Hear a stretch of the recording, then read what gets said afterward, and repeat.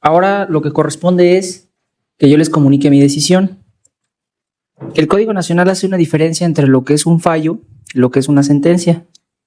De manera que lo que yo tengo que hacer ahorita es comunicarles a ustedes si se les absuelve o se les condena de lo que los acusaron y las consideraciones fundamentales. Esto de las consideraciones fundamentales es que voy a hacer una síntesis de lo que se produjo en el juicio y en este caso en particular especialmente de los planteamientos que hicieron sus abogadas y el fiscal. En otro momento hay otra audiencia que se llama lectura y explicación de sentencia. La sentencia es un documento en donde aparece un antecedente, lo que declararon los testigos y todo lo que yo les voy a decir ahorita de manera sintética lo van a encontrar después en ese documento que es la sentencia. Entonces, nada más para que no voy a repetir ni los voy a entretener mucho de lo que dijeron, lo que no dijeron los testigos, ni nada de estas cuestiones. Voy a tratar de ser muy sencillo y hablar así en términos muy concretos. Especialmente porque me parece que las personas que pues, no son abogados tienen el derecho de entender cómo es que nosotros tomamos nuestras decisiones.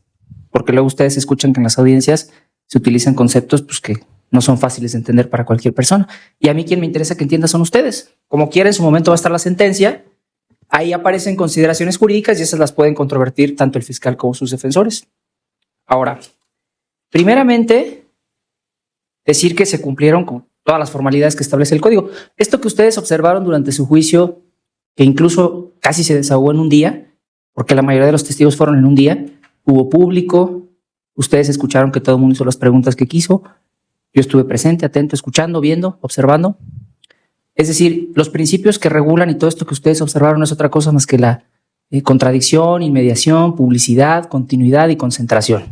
Y dice el código que eso es lo que tiene que cumplir para que se lleve a cabo en buenos términos su juicio.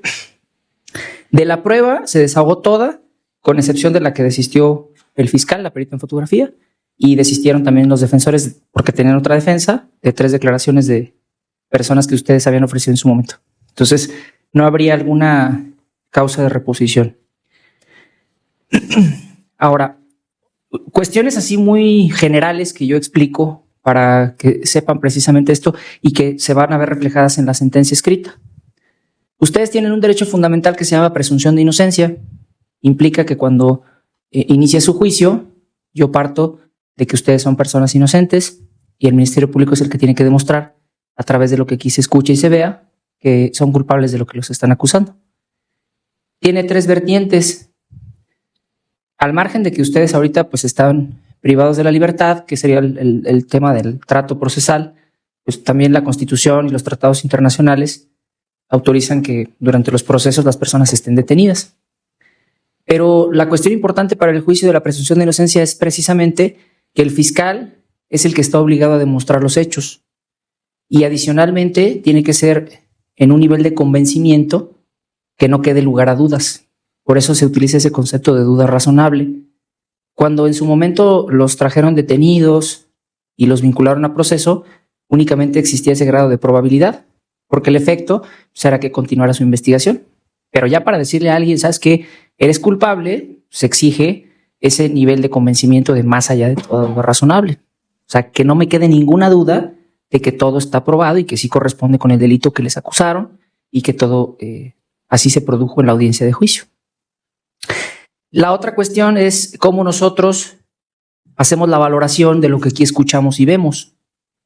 Y bueno, pues esto, el propio código establece una regla muy sencilla que tiene otras cuestiones más complejas, pero que se las platico muy sencillo.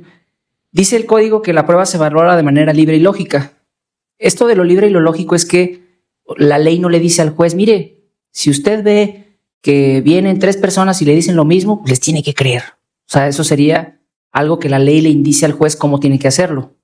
Y esa es la diferencia entre la valoración libre y lógica, que nosotros tenemos que echar mano pues, de un conocimiento científico, de una máxima de experiencia y de una regla de la lógica. O sea, mientras nosotros expliquemos de qué manera llegamos a la conclusión por virtud de lo que se produjo de información en el juicio y digamos, mire, pues es que yo me apoyo en que desconozco porque yo no soy experto en química, si una sustancia es un psicotrópico, un estupefaciente, pero como la perito vino, hizo un análisis bien y de las preguntas que le hicieron, pues yo veo que sí sabe de su tema y entonces yo podría considerar que efectivamente eso es metanfetamina, por ejemplo, conocimiento científico.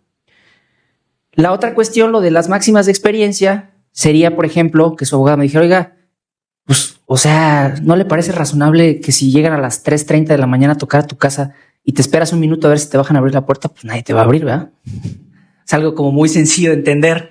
Si a las 3:30 de la casa nadie está esperando a ver si llegan a tocar la puerta. Te estoy esperando, pásale, buenas noches, ¿cómo estás? Pues no, a las 3 de la mañana todos estamos durmiendo. O sea, no es razonable entender que alguien llega y que te toca la puerta a las 3 de la mañana, inmediatamente vas a bajar. Entonces, cuando alguien viene y me dice, sí, llegamos a las casi 4 de la mañana, tocamos y como pasó un minuto y nadie nos abrió, dijimos, pues ya pásate, ¿no? Ya ábrelo, rompe todo.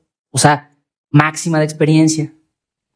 Pues todo el mundo ahora estamos durmiendo, no estamos esperando a ver si llegan a saludarnos o a visitarnos. Pero bueno, es para poner ejemplo nada más. Y la cuestión de las reglas de la lógica, lo que decía también, por ejemplo, su abogada a manera de ejemplo. Oiga, si una persona está en la puerta y quiere abrirla y tiene que hacer una fuerza, pues ¿cómo dice que la fuerza mínima y tienen que utilizar un objeto de grandes dimensiones muy pesado para poder romper una puerta de madera con su chapa y echarla abajo? O sea, ¿le parece, conforme a las reglas de la lógica, que eso es la fuerza mínima? Bueno, mínima para abrir, mínima para... Pues eso no es lo mínimo, o sea, pues eso ya es utilizar una fuerza necesaria.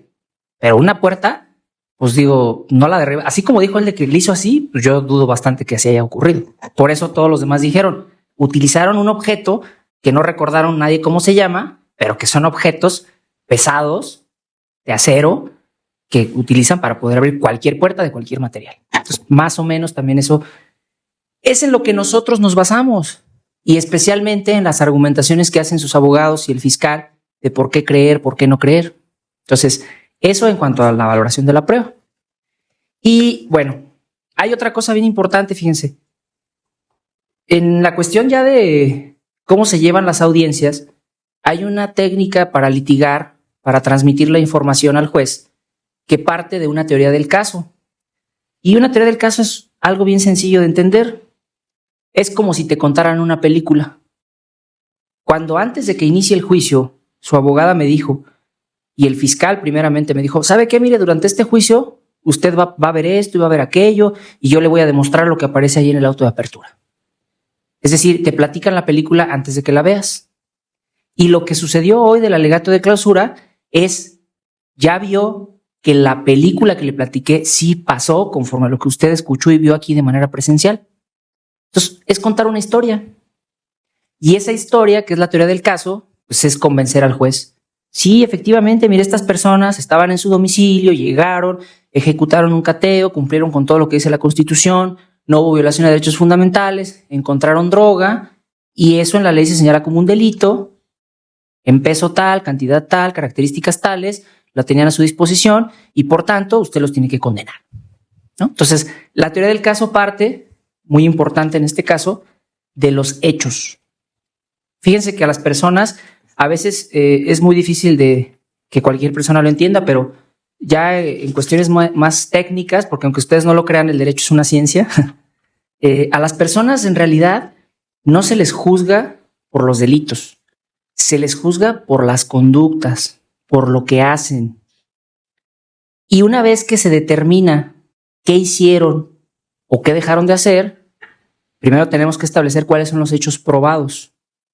Una vez que se dice, mire, está probado esta circunstancia, entonces yo hago una comparación y si veo que lo que está probado en la ley dice que es una conducta típica antijurídica, entonces yo considero que hay un delito y luego voy a ver a quién le atribuyo la responsabilidad.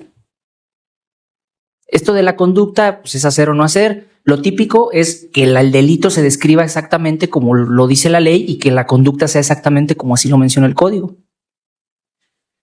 Y lo antijurídico, pues que sea contrario a lo que las leyes permiten hacer. De manera muy concreta y muy sencilla, porque todo se va a explicar ya en el documento escrito, que es la sentencia. Pero cobra especial importancia esto de los hechos, la acusación, por el argumento que lo dijo al inicio del juicio y lo dijo al final del juicio su abogada. Una acusación implica que el Ministerio Público tiene que informarle al tribunal de enjuiciamiento todas las circunstancias que le permitan a una persona defenderse. Y el Código Nacional establece todo un mecanismo a través de todos los artículos que ustedes van a encontrar invocados en la sentencia escrita, donde hay un principio de congruencia. Desde que te detienen, te tienen que informar por qué te van a investigar. Ahí inicia la formulación de imputación. Si el Ministerio Público, después de investigar, te quiere acusar, la acusación tiene que ser por los hechos que fueron materia de la vinculación. Y a su vez, la vinculación es por los hechos que te imputaron. Entonces, en la acusación ya no puedes incluir aspectos que no le comunicaste desde que se le vinculó a proceso a la persona. Y en esos hechos que le comunican a la persona tiene que tener todos los elementos necesarios para que pueda ejercer su defensa adecuada. Entonces le tiene que decir cuándo, cómo, a qué horas, en dónde, que es el argumento que hizo valer su abogada tanto al inicio del juicio como el día de hoy que lo estamos concluyendo. Nuestro tribunal de alzada, les explico de manera muy sencilla, yo soy un juez de primera instancia, o sea, el que por primera vez tomó una decisión, pero mis decisiones se revisan por tribunales superiores y esos tribunales los entregan 3 magistrados. Y todavía la decisión que emiten estos magistrados podría ser revisada a través de un amparo. Entonces, yo estoy vinculado a los criterios que establece el tribunal que revisa mis decisiones. Y justamente el argumento, yo creo que su abogada consultó aquí todos los antecedentes de nuestro circuito. Ella misma nos platicó en alguna ocasión cuando le decía yo de que se acercara o se alejara un poquito el micrófono, que era de Veracruz, pero pues Veracruz está aquí pegadito, ¿no? Entonces a lo mejor pues, al día de hoy los abogados tienen acceso a los precedentes a través del sistema de gestión y pueden checar cuáles son los criterios en cada circuito. Aquí en Puebla, nuestro tribunal que revisa mis decisiones ha sido muy estricto en el tema de cómo debe de hacerse una acusación y qué requisitos debe de tener. ¿Por qué? Porque la propia ley, Código Nacional y los tratados internacionales y nuestra Constitución Federal establecen todo lo que me dijo su abogada. Que el juez no puede rebasar lo que el Ministerio Público explica en su acusación en el auto de apertura. Hay diversos precedentes de muchos tribunales del país que coinciden que efectivamente nosotros estamos limitados a lo que se establezca en el auto de apertura y en la acusación. Y tenemos que ver qué elementos se establecen aquí para una vez que veamos qué elementos existen, podamos hacer un contraste de lo que se produjo en juicio.